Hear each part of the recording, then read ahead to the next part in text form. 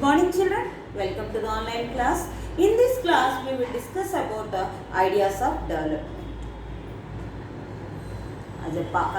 To know which country, to compare which country is developed, the World Bank takes the per capita income of the country to decide it is a developed country or developing or underdeveloped country, or in the name of a rich country or high income country, middle income country and poor income countries.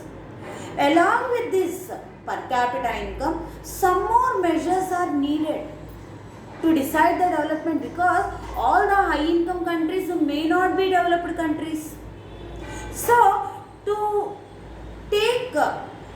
consider the development of a particular area, we need per capita income. Along with the economic, we need health and nutritional status and also education levels of that country also needed. So the HDR, that means Human Development Report published by UNDP, that means HDR, Human Development Report published by UNDP, that means United Nations Development Program, as per that survey which was done in 2013, as per that the survey, they took some measurements. There may be some long list is there, large list is there, but a few points we will discuss about that. They took along per capita income, and along with that life expectancy at birth, average years of schooling and expected years of schooling. Based upon this, they gave ranks in a HDI, Human Development Index. In that they gave ranks to the countries. What is per capita income? This per capita income is measured by US dollars. So that is needed, because without money we can't do anything. So that's we have to take. Life expectancy at birth. How many years they have, their lifespan of the particular person. That shows the health condition of the people. Health condition. Because health is needed nowadays.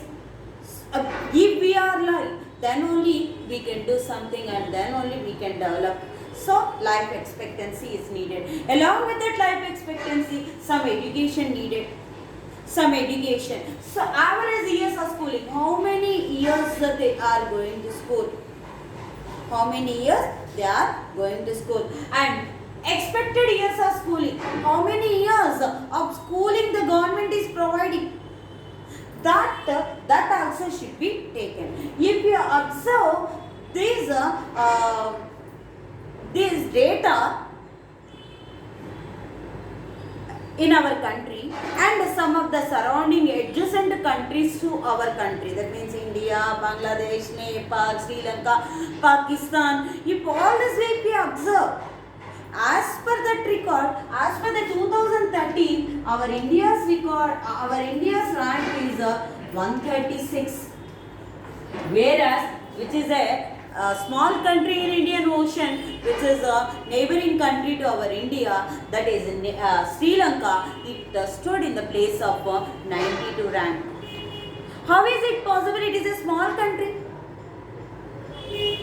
How is possible? And in India is stayed in a 136 rank only. Now, as per the 2020, if we observe, our rank just moved a little bit. It reached 131 rank only. 131 rank.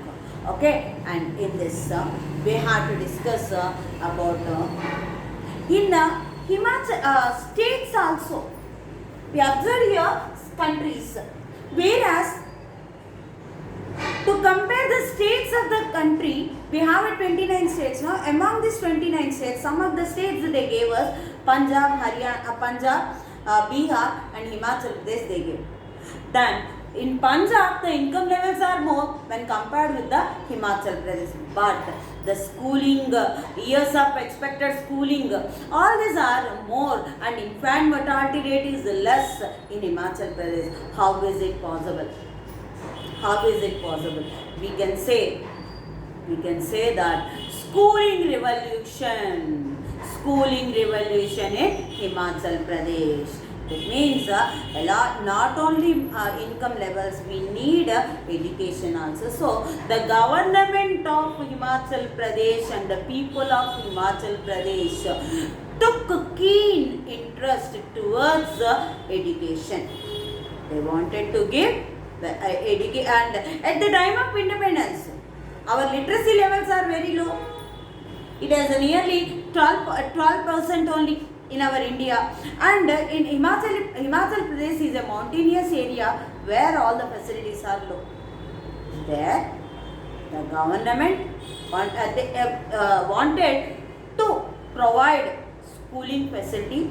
That's why what do they need for the school?